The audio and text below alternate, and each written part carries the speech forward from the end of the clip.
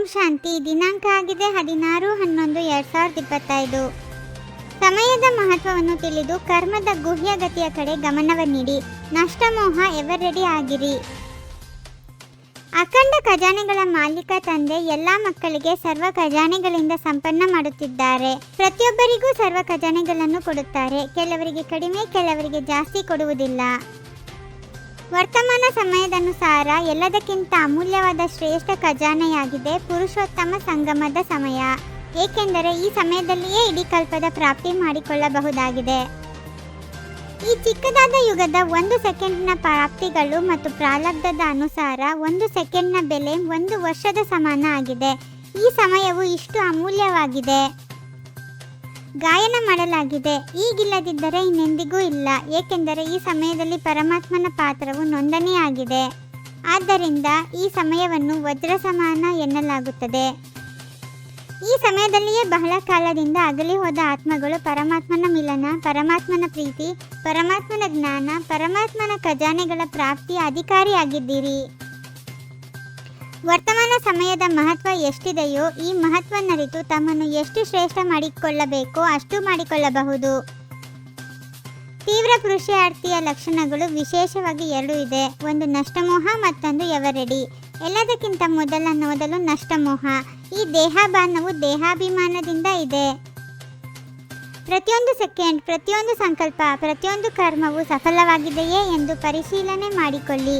ಏಕೆಂದರೆ ಸಂಗಮ ಯುಗದಲ್ಲಿ ಸಫಲತೆ ತಮ್ಮ ಜನ್ಮಸಿದ್ಧ ಅಧಿಕಾರವಾಗಿದೆ.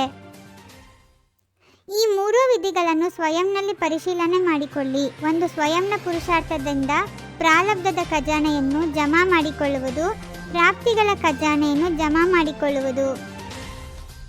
ಎರಡನೆಯದು ಸಂತುಷ್ಟವಾಗಿರುವುದು. ಇದರಲ್ಲಿಯೂ ಸದಾ ಶಬ್ದವನ್ನು ಸೇರ್ಪಡೆ ಮಾಡಿ ಹಾಗೂ ಸರ್ವರನ್ನು ಸಂತುಷ್ಟಗೊಳಿಸುವುದರಲ್ಲಿಯೇ ಪುಣ್ಯದ ಖಾತೆಯು ಜಮಾ ಆಗುತ್ತದೆ. ಮೂರನೆಯದು ಸದಾ ಸೇವೆಯಲ್ಲಿ ಅವಿಶ್ರಾಂತ, ನಿಸ್ವಾರ್ಥ ಹಾಗೂ ವಿಶಾಲ ಹೃದಯದಿಂದ ಸೇವೆ ಮಾಡುವುದು. ಇದರಿಂದ ಯಾರ ಸೇವೆ ಮಾಡುತ್ತೀರೋ ಅವರಿಂದ ಸ್ವತಃ ಆಶೀರ್ವಾದಗಳು ಸಿಗುತ್ತವೆ. ವರ್ತಮಾನ ಸಮಯದನುಸಾರ ಪ್ರಕೃತಿಯ ಏರುಪೇರಿನ ಸಣ್ಣ ಸಣ್ಣ ಮಾತುಗಳು ಎಂದಾದರೂ ಬರಬಹುದು. ಆದ್ದರಿಂದ ಕರ್ಮದ ಗತಿಯ ಜ್ಞಾನದ ಕಡೆ ವಿಶೇಷ ಗಮನವಿರಲಿ. ಕರ್ಮಗಳ ಗತಿ ಬಹಳ ಗುಹ್ಯವಾಗಿದೆ. ತಮ್ಮನ್ನು ಪರಿವರ್ತನೆ ಮಾಡಿಕೊಳ್ಳುವುದೇ ಅಲ್ಲ, ವಿಶ್ವದ ಪರಿವರ್ತನೆಯ ಜವಾಬ್ದಾರರಾಗಿದ್ದೀರಿ. ಆದ್ದರಿಂದ ತಮ್ಮ ಶ್ರೇಷ್ಠ ಸ್ವಮಾನದ ಸ್ಮೃತಿ ಸ್ವರೂಪರಾಗಲೇಬೇಕು. ಈಗ ಸಕಾಶವನ್ನು ನೀಡುವ ಅವಶ್ಯಕತೆ ಬಹಳಷ್ಟಿದೆ.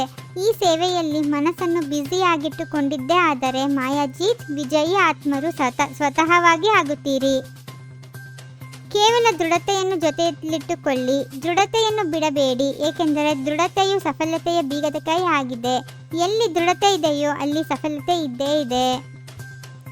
ನಿಜ ಸ್ಥಿತಿಯ ಮುಖಾಂತರ ಕರ್ಮ ಮತ್ತು ಮಾತಿನಲ್ಲಿ ಘನತೆಯನ್ನು ತೋರುವಂತಹ ಫಸ್ಟ್ ಡಿವಿಷನ್ನ ಅಧಿಕಾರಿ ಭವ.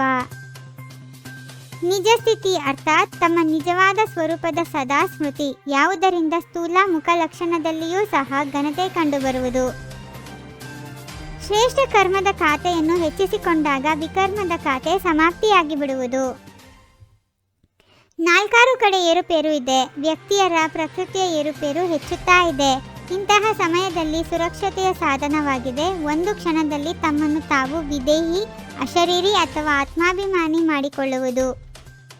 ಓಂ ಶಾಂತಿ. 21 ಜನ್ಮಗಳಿಗೆ 21 ಪರಮಾತ್ಮನ ಮಹಾವಾಕ್ಯಗಳನ್ನು ಆಲಿಸಿ ಹಾಗೂ ನಿಮ್ಮದೇ ಆದ ಈ ಚಾನಲ್ಗೆ ಲೈಕ್ ಮಾಡುವುದನ್ನು ಮರೆಯದಿರಿ.